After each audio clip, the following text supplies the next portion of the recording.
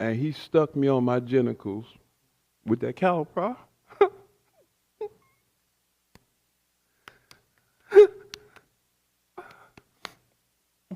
I had never in my life,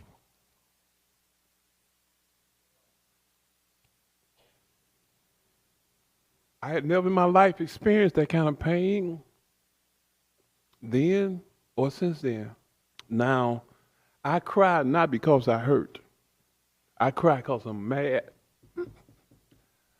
I'm still mad today. In 1983, police coerced Daryl Cannon to confess to a murder he didn't commit. They took him to a remote location where detectives played a sadistic, terrifying game of Russian roulette with him. They also repeatedly used a cattle prod on his testicles. Cannon served 24 years in prison before being exonerated in 2004 and released in 2007. And he stuck me on